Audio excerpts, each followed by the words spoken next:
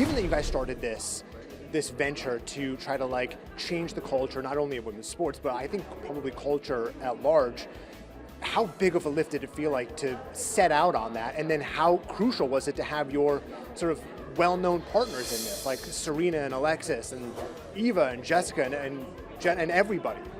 Well, it was incredible to get the support from all of those friends, and it was really moving when people came on board, because it wasn't obvious, and we got a lot of no's before we got yeses, and I feel like I didn't realize what a big lift it was, and that might have stopped me from doing it if I understood how hard it was going to be. And I feel lucky that I had that kind of ignorance or optimism that, of course, this will work out. I believed in it so much. I believed in it because these players are the best players in the world and the most popular sport in the world. And I thought, there's no way that you don't provide greater accessibility and this isn't the biggest hit.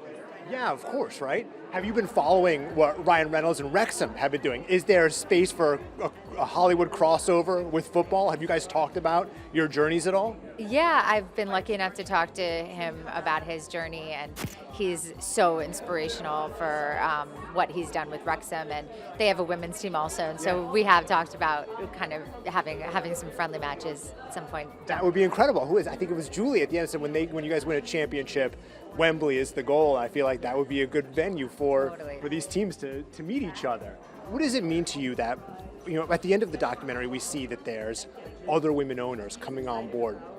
Given that was maybe part of what you guys set out to do, is to inspire that, what does it mean to you that you're accomplishing the things that you set out to do? You're raising the value of the team, the sponsorship money is going up, like the goals are slowly being met. That's been the most exciting thing. We want to share our playbook so that other people can learn from what we did well and what mistakes we made, and have a foot forward when they do their own endeavors to build teams. And we're seeing it already being replicated in other cities, and it's not replicated, but taking kind of certain aspects of our model and then adapting it to their own cities. So that's been really exciting. How fun is this for you personally? I've got little kids. I can't wait to bring them to one of these games. What has it been like for you and your family?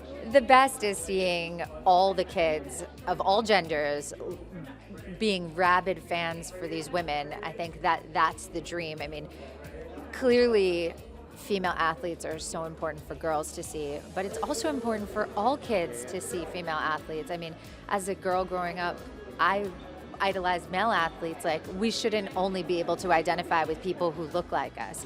And greatness is something that we can admire and aspire to, no matter what form it comes in.